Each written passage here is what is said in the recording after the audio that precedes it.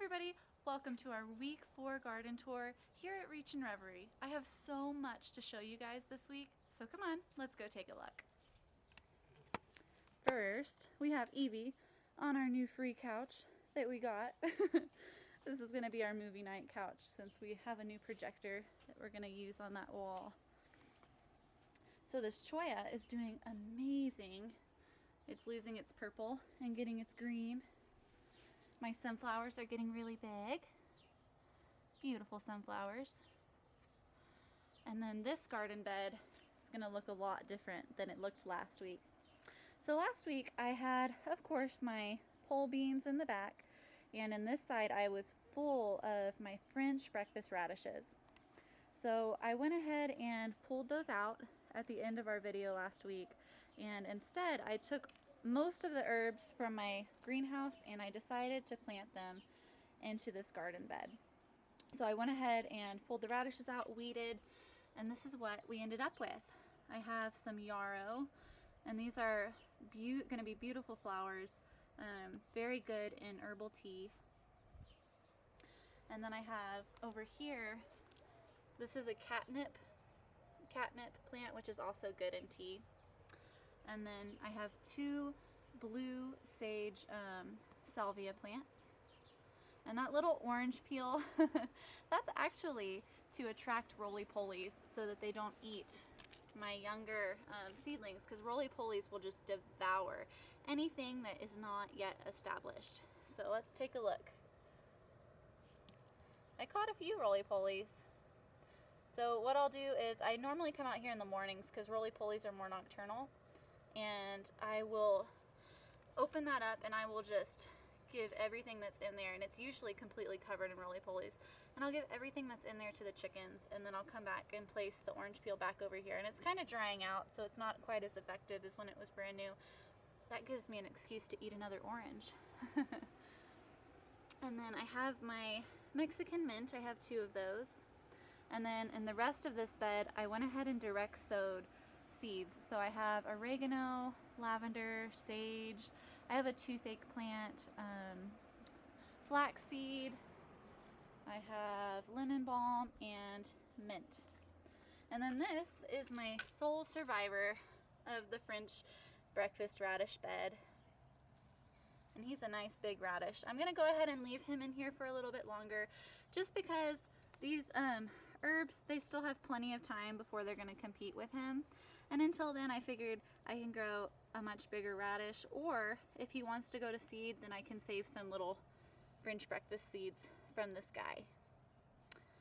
And then I did decide, I was originally I had planted pole beans along this whole wall, and the roly-polies actually killed all of the beans in this section right here. So my plan was to plant 1 cantaloupe to fill up this whole area, but I did have a really sad cucumber in the greenhouse that wanted a home, and I didn't really have anywhere to put him, and cucumbers love water, and so this area gets the most water of anywhere else in the yard. So I decided to plant him next to my cantaloupe. I am going to wait until they're just a little bit older. They might go in the bed this week, but I've just not been wanting to risk the roly-polies eating them. So they are hardening off in their little solo cups before they go into the ground. They're actually pretty well hardened off now. And then I have a little cilantro plant already started right there. My pole beans are really surprising me this week with how well they're doing. I even have a couple that have decided to grow big enough to reach the trellis, and that just makes me so happy, guys. And you can almost tell, I planted purple potted pole beans, and I also planted Kentucky green pole beans, and I think I can tell which ones are which, because the purple potteds, you can really see they already have purple stalks, and I'm thinking this one's a Kentucky. It's growing a little differently. It's a little more filled out lower on. It's taking a little longer to develop, and the stalks are solid green. So I wanted it to be a surprise when I got my beans, which ones were purple and which ones were green. But I think I already know the green beans, their foliage is a brighter green and their stalks are green. And the purple potted pole beans, they're a little darker foliage and the stalks are purple. So I'm glad we got a mixture of those. Even though the beans down here were killed out, we did get some purple and we did get some green, and that's just really exciting, you guys. So let me go and show y'all. My yard is so messy right now. Let me show y'all our pumpkin. It's doing really good this week. This is the Jardale pumpkin. It grows a blue-gray pumpkin that keeps really well, so you can store it a lot longer than a normal traditional pumpkin. Last week, the Jardale pumpkin, its leaves were about the size of my hand. And if I take a look this week, check this out. It's just massive. These leaves are massive. And if you look down in there and take a peek, there's the beginnings of flowers. So maybe we will get some pumpkins this year. I did move my chicken forage that was in the greenhouse out, and it's looking a little sad because I have been letting the chickens forage on it a little bit. I just take this up to the fence and I stick it through and I let them eat on it for a little bit each day, and then it comes back into my little chicken planter. And this one's cool. It's a solar light, and when it's dark out, the eyes light up. Thought that was pretty neat. My cucamelon right here has finally gotten the idea that I want to grow it on this stalk. If you were watching me last week, I had to be tying it because every time I would think it was going to grow on the stalk, I'd walk away from it, I'd come back half an hour later and it was just flopped over. It was completely refusing to grow upwards. It wanted to grow towards the fence, and we know what's going to happen. If this thing grows towards the fence, the chickens are going to eat it. And if you take a look, it has some flowers. So I'm very optimistic. We might have some cucamelons pretty soon yet. Look at this. It's also creeping along this way. As long as it's not growing towards the fence, I don't really care what this cucamelon does. I will be happy with it. In this bed, I had newly planted last week a Art Combs Ancient Watermelon, 2 unidentified variegated nasturtiums, which is an edible flower. And this flower is really cool. I've seen some videos online, and I want to do more research into this, and I think anybody should do research before you eat something thinking it's going to be medicinal. But these leaves are really good for you, and they can help reduce a fever, supposedly. So we're not eating any of these right now. We are letting them grow because I just think they're beautiful. They're good pollinators. You can also eat the flowers. They're good in salads, and just look at that. Isn't that just the most interesting leaf you've ever seen? So these aren't flowering yet, but they will, and we'll see what colors they are. I know for sure I planted Alaskan dwarf salmon, and they're going to be a salmon color, but I also planted a handful of just mixed color nasturtiums, so I'm not sure which these were. I just labeled them all nasturtiums, so we'll see. I have my teddy bear sunflower, which is really healthy, and I have Evie, who's trying to get in on this video. She's checking out her chickens. She loves the chickens. I do think she would hurt them if they didn't have a fence, but she looks through the fence and will frequently come out here and check on them before she settles in the backyard. She wants to know where they are. This watermelon is growing an arm, and he is reaching out. I have Evie under me. So he's growing really good. I planted some Bergia, which is a black-eyed Susan, in this pot. So I can't wait if that grows. That's just going to look lovely trailing out of this pot. And it is currently 78 degrees. That's the coldest day this week, and it is getting close to sunset, so it has cooled down quite a bit today. So last week I showed y'all I had my husky red cherry tomato and my 2 blue beauty beefsteak tomatoes. In addition, I've also added the last 2 of my tomatillos that were in the greenhouse. And these were extremely stunted. They just didn't take off and they didn't grow very well as my other tomatillos. But I have noticed that since I've put them out here in this pot, they have grown a lot more. Now, I didn't give them as much space as they necessarily deserve, just because since they were dwarf, I wasn't expecting any production on them. So they might give us some tomatillos, but I'm really just putting them in this pot for the chance to live, and if we get something out of them, we do, and if not, they are a beautiful plant to grow, and tomatillos are one of my favorites. Husky Red has adjusted well to his new home with us.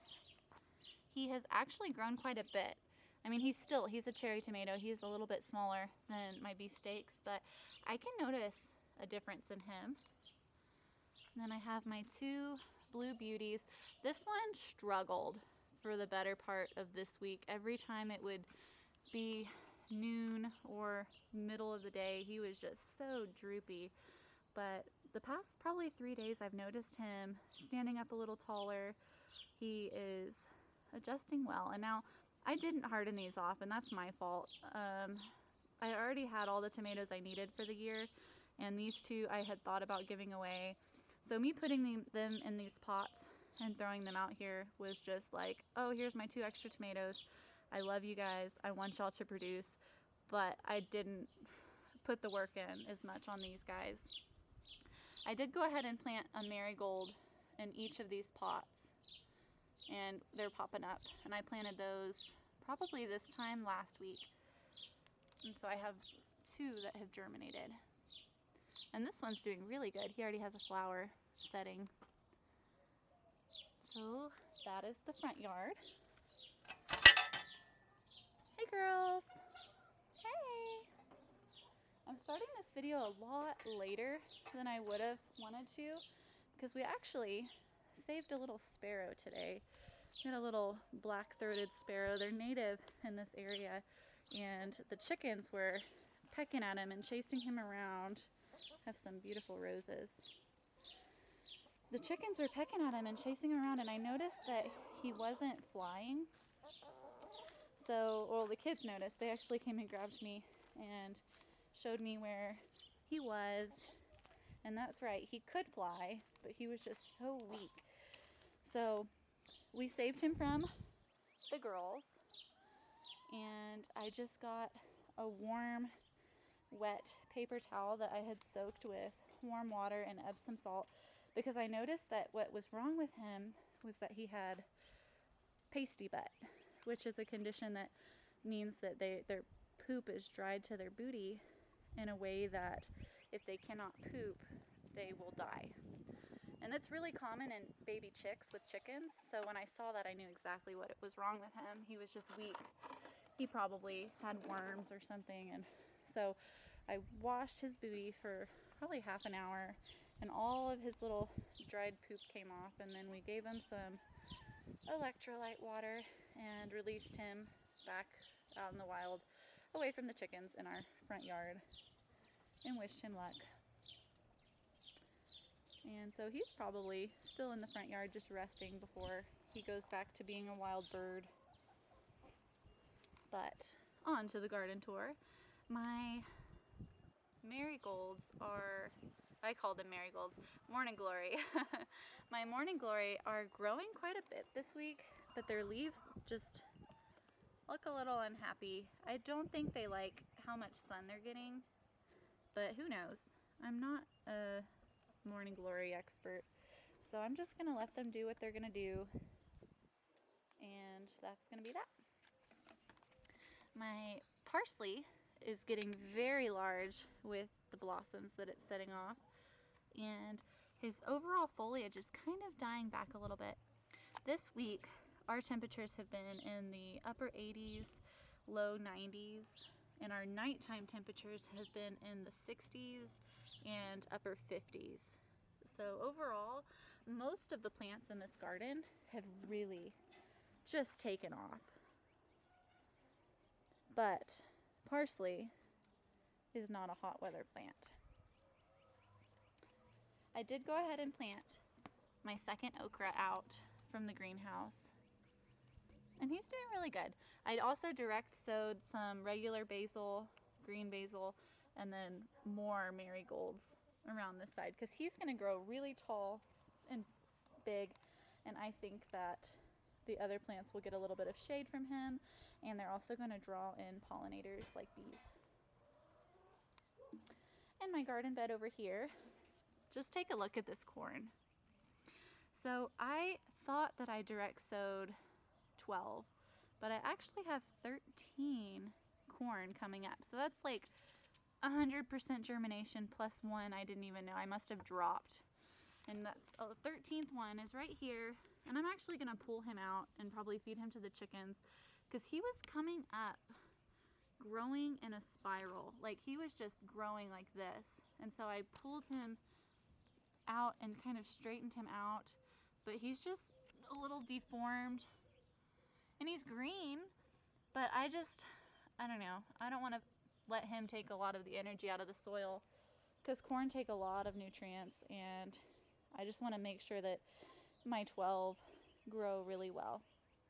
So in the next week you can expect I'm probably going to stake the edges and tie some support string so that when it gets really windy out here, these corn will have something to lean on and hopefully not break. But just look how much they've grown in this past week. Corn is fast. And then of course the one that I have growing right under this marigold. We'll see what happens. I'm going to let this play out. They can compete with each other. I would love to have a marigold in this corner, but I can use all the corn that I can get. So instead of choosing, I'm going to just let them decide who's going to live there. Maybe they both will live there. But the corn, I mean, it is exceeding all of my expectations at this point. Isn't it just beautiful? Then I have my dark green zucchini and my black beauty zucchini, and these guys, they're growing. Like these guys have really surprised me this week. They're just big and beautiful. Love it. And then this marigold, he was starting a blossom last week, and he's still growing that blossom, and I expect for him to bloom any day now. My other two marigolds are doing really good too, and they're starting to set. This one has a blossom, so he'll be about a week behind probably. And look at those ground cherries. I have a ground cherry there and a ground cherry there. These are the Aunt Molly's variety. And underneath, look at that. That is a ground cherry flower. And over here, he's already closed up for the day, but he was open, wide open, just a little while ago. And there's another blossom right there starting to form. So guys, we might just have ground cherries this year. I cannot wait. I have never actually eaten a ground cherry. It's like, it looks like a small tomatillo, but they're yellow. And I've heard that they taste similar to like a pineapple and a mango. And I'm staying open-minded, but I seriously cannot wait to try these. And in the middle, my shallots are doing very good. They're standing up nice and tall, which they had not been doing really until this week. They had just been growing along the floor up until now. But now look at them, they're dark green and standing tall. My favorite garden plant at this point this year, of course, is my tomatillos. These are the purple tomatillos. So their fruit is going to be purple. And just look, they have several blossoms. And in the daytime, oh my gosh, I took pictures and I'll have to post them, but their blossoms are wide open and they're yellow, and in the middle they're like almost like a black miniature imprint of a flower in the inside. And they're really pretty. So I have a bunch of these on each plant. We're already getting flowers. Yesterday I even saw a tiny praying mantis on this plant. And that made me really happy because last year we released praying mantises into the yard that we had bought, and I thought they all died. I hadn't seen any since about September of last year, and yesterday I saw a baby. So we have some predators that can keep our little aphids down because we don't like aphids. These are my other two Blue Beauty beefsteak tomatoes. They're growing really nicely. I have not pruned these two very much yet. I've kind of pinched off elbow suckers, but it's been very minimal. And in between there's a Crackerjack marigold, and he's growing much taller than I anticipated he would. I think he's getting a little tall because these two are shading him, but I'm just gonna let him do what he wants to do.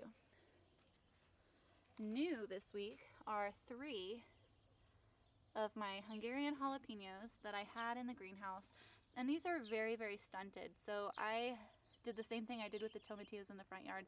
I put them in a pot that they can share, and they will do what they're gonna do, and they're gonna be beautiful. They might give me some small, maybe stunted jalapenos, but these were seedlings that I actually thought about pulling out and feeding to the chickens because they were so small. But I want to give these a chance to live because I love jalapenos. We love stuffing jalapenos, and I just love plants, and every time I have to thin a seedling, it hurts a little bit. So these are, what, probably 10, 12-week-old seedlings. And I'll show you, the other jalapenos in my raised garden beds are the exact same age as these jalapenos. So you'll see, these are extremely stunted, but they are alive and they are fighting, and so they have a home in our garden. My fennel is just amazing. Look at this. Look at this fennel. Very big, getting bigger every day. My Black King pansies are doing really good. They're a little bit bigger than last week, I think. I did go ahead and plant a ton of flower seedlings. All of these pots are pollinators. Nothing productive as far as fruit goes. And I planted these 3 days ago. And I have a couple of sprouts. And I'm not going to go into a lot of detail on these yet just because they haven't come up yet. So once they start coming up, I will tell you guys more about what we have going on. My Art Combs Ancient Watermelon number 2 is doing really good. He's reaching his arm out too, so that's good. I did go ahead and plant some pollinators around him, and I do think he's gonna squish them and outcompete them, but you never know. And then my kale is amazing. Broccoli, struggling a little bit. I have more flowers in all of these pots. Just give you a little peek at what we have growing. These, I can't believe, planted 3 days ago. Popping up. They were ready. Got them out of the package and they were ready. That's another Black King pansy. My Swiss chard is doing big things this week. I think we're gonna have some salad this week coming up. I have harvested 1 broccoli leaf, a couple of kale or chard leaves, and a little bit of lettuce. And I think I'm gonna really start picking this lettuce more because the lettuce has been struggling pretty badly in the heat of the day out here. And my little teeny tiny blue butterfly pea. Love that. Can't wait for him to grow. He's a little slow. Come on, butterfly pea, we're rooting for you. These are my, I'm stuck on a fence. These are my cucamelons, which we have been watching very carefully the past several weeks. And of course, they aren't very quick to grow. However, look at this. He has some blossoms, and he's trying. This one is doing the best out of these 3, and he actually has gone to the fence and has got his top eaten off by the chickens, but he's shooting out more side shoots, so he's fine. And I kind of started training him up this one. I'm hopeful about these cucamelons. They're just one of those plants. It's like boiling water. If you watch the pot, it's never gonna boil. Cucamelons are those plants that you're a beginning gardener like me and you just really want immediate satisfaction and reward, grow something else in addition to cucamelons, because if you're sitting there watching the cucamelons, you're going to be very disappointed at how fast they grow or how slow they grow. But they are growing. So as long as I look at everything else in the garden, just look at that. We'll come back to the cucamelons. Over here I have my cantaloupe, and he's healthy. So even though he's small, I'm not going to pressure him. He can take his time. I have my 2 butternut squash that I have started training upwards because I intend on growing them up this trellis. Then I have my 2 acorn squash, and you guys, I feel really silly because looking at these acorn squash, I'm starting to wonder, is this one of those squashes that you don't grow on a trellis? Oh my gosh, and I'm wondering how many of these videos you've already watched and you're like, come on, they're not gonna grow upwards, they're gonna be a bush. And I'm just laughing at myself now because they're looking awfully bushy to be a trellis grower.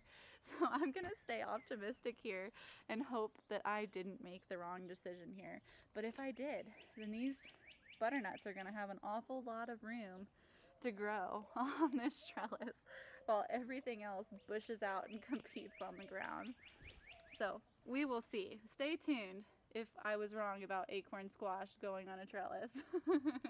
I picked the one squash you don't put on a trellis, huh? We'll see. And he's already starting to put off little suckers so he can hold on. And they do have some flower bud development. No full-on blossoms yet, but just look. I just admire how beautiful those leaves are. Very pretty. This is my 2nd Jardale pumpkin. He's getting very thick, very beautiful. And my 2nd okra, this is the older one, and he has some flower bud development. So maybe we'll have okra sooner than I thought we would. I didn't think they developed flowers this early, but I guess we will find out how soon that takes to take off. And then we're here. This is the garden bed that I just love to sit on that rock and watch my garden bed every now and then. And this just makes me so happy. Over here I have my 2 nasturtiums, and these are just growing so beautifully. Look at how like globular, I don't know if that's a word, how spherical, how round they are. And I think it's because they're getting hit with some intense sunlight every day. And so they're almost like their leaves are shielding the inside of the plant, and they're just growing so beautifully. I have another teddy bear sunflower in the corner, my 6 Blue Beauty tomatoes, and I'm just going to quickly tell y'all guys about what I have planted here, and I think I'm going to come back in a separate video and really explain more about what I've done this week, because we are running out of time and I don't want to bore you guys. But I have my 6 Blue Beauty beefsteak tomatoes. These are the tomatoes that I've put the most energy into this year. And then I have my 4 bell pepper plants, which I will talk to you about in another video. They are struggling a little bit. I have a dark purple opal basil, and I went ahead and direct sowed another one because, as we saw last week, the one that was here died in a windstorm. So I reseeded. And then I have my 5 jalapenos. We have the 3 brown jalapenos, and then I have my 2 Hungarian black jalapenos. And these are the ones that are the same age as those that I had started in the pot we just showed you. Much bigger, much more developed. And then I have my 4 Listada de Gandia eggplants and another dark opal purple basil. I actually did go ahead and plant another one right there. So I'm hoping to have 4 purple basil plants. So that is the garden, week 4. I hope you guys are having an amazing week wherever y'all are, and other than that, we'll see you next week. Have a good night.